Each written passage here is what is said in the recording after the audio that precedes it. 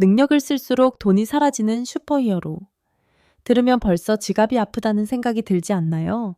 넷플릭스의 새 드라마 캐셔로는 바로 이런 독특한 설정으로 시청자들의 관심을 끌고 있습니다. 하지만 여기서 충격적인 사실 하나. 이준호가 주연을 맡았음에도 불구하고 사우스차이나 모닝포스트의 리뷰에 따르면 혼란스러운 슈퍼히어로물을 살려내지 못했다는 평가를 받았습니다. 과연 캐셔로는 유쾌한 쓰레기인가? 아니면 좋은 아이디어를 망친 작품인가? 끝까지 보시면 여러분도 한 편을 선택하게 될 겁니다. 캐셔로는 매우 현실적인 규칙을 세웠습니다. 주인공의 능력은 오직 현금을 손에 쥐고 있을 때만 작동하며 능력을 쓸 때마다 그 돈이 사라집니다. 이것은 단순한 설정이 아닙니다. 한국 사회에서 현금은 안정과 미래를 상징합니다.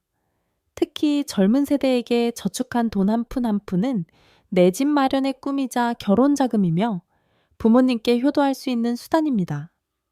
그런 돈이 정의를 실현할 때마다 눈앞에서 사라진다는 설정은 한국 시청자들에게 더욱 강렬하게 다가옵니다. 주인공 상웅은 공무원입니다. 한국에서 공무원은 안정적인 직업의 대명사입니다. 부모님 세대가 가장 선호하는 직업이기도 합니다. 그는 매달 월급에서 조금씩 저축하며 미래를 설계하는 평범한 30대입니다.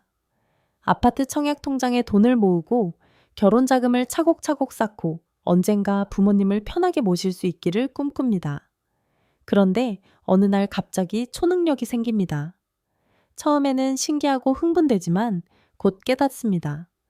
이 능력은 축복이 아니라 저주일 수도 있다는 것을 말입니다. 돈이 사라질수록 강해지는 이 아이러니한 설정은 현대 한국 사회의 민낯을 그대로 보여줍니다. 영웅이 되고 싶어도 될 수 없는 현실 정의를 실천하고 싶어도 생존이 먼저인 삶. 드라마는 이 딜레마를 정면으로 다룹니다. 상웅이 길을 가다가 강도를 만난 할머니를 봤습니다. 능력을 쓰면 쉽게 구할 수 있습니다.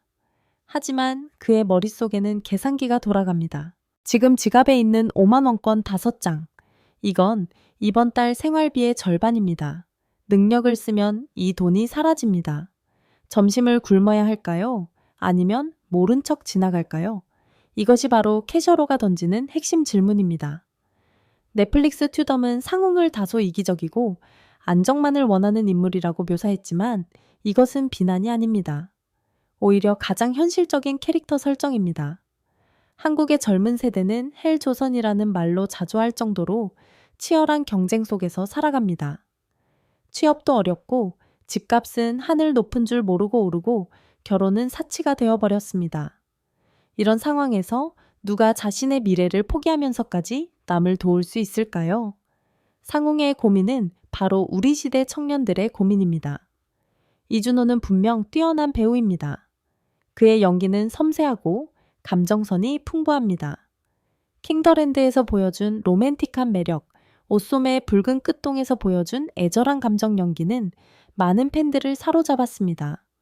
하지만 사우스 차이나 모닝포스트의 리뷰는 냉정합니다.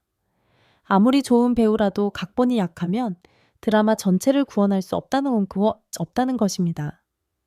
리뷰에 따르면 캐셔로의 아이디어와 캐릭터 설정은 잠재력이 충분했으나 스토리 전개가 산만하고 방향성을 잃어버렸다고 합니다.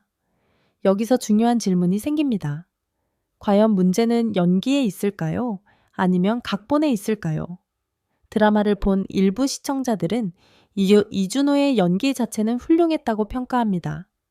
상웅이 돈을 쓸까 말까 고민하는 장면에서 보여주는 미묘한 표정, 변화 능력을 쓴 후 지갑을 확인하며 좌절하는 모습, 여자친구 앞에서 변명하듯 말하는 장면 등은 연기력이 빛나는 순간들입니다.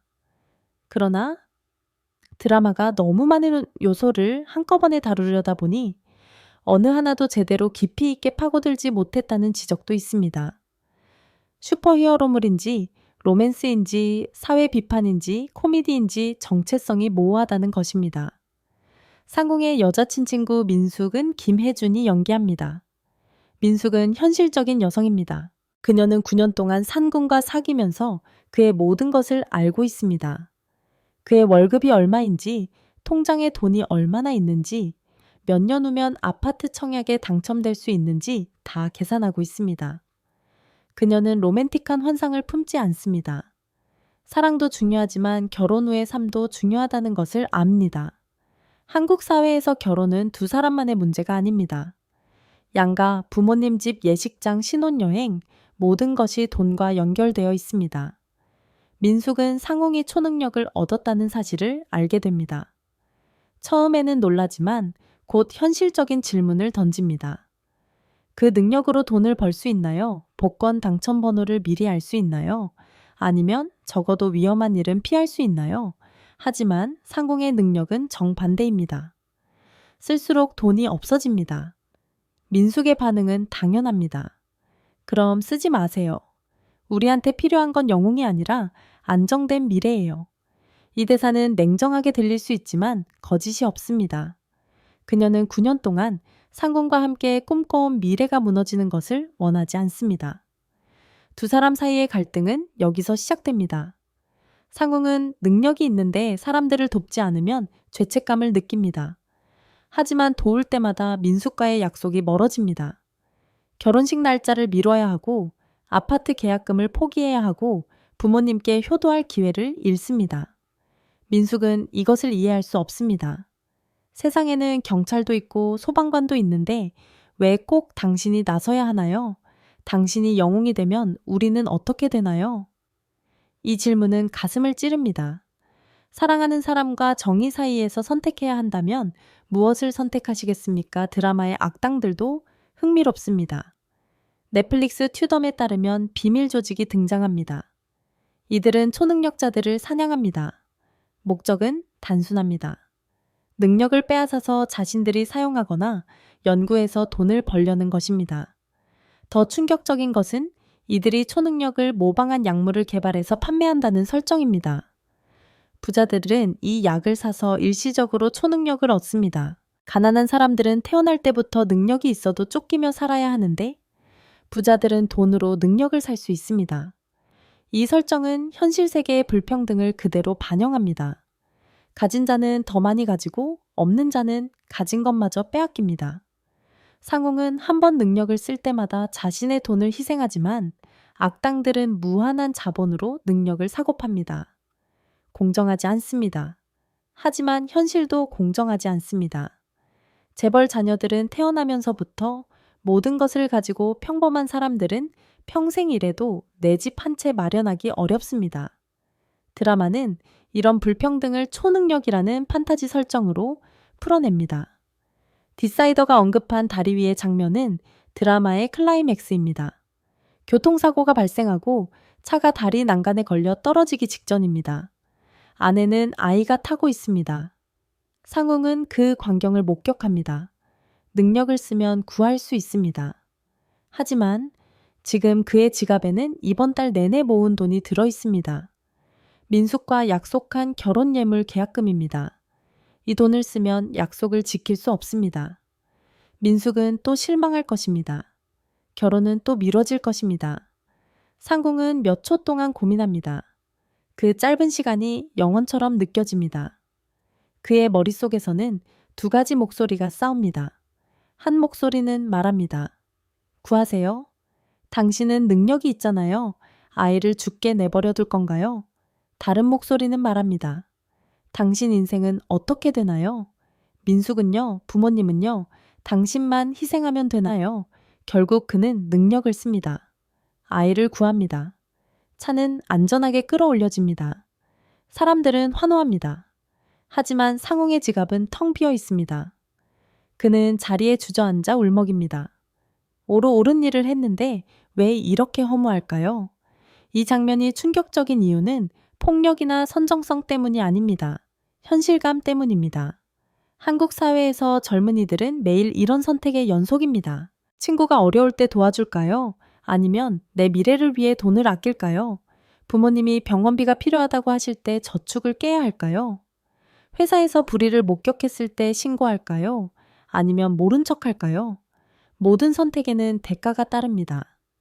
드라마는 이것을 초능력이라는 극단적인 상황으로 보여줍니다. 캐셔로의 메시지는 명확합니다. 현대 사회에서 영웅이 되는 것은 비용이 듭니다.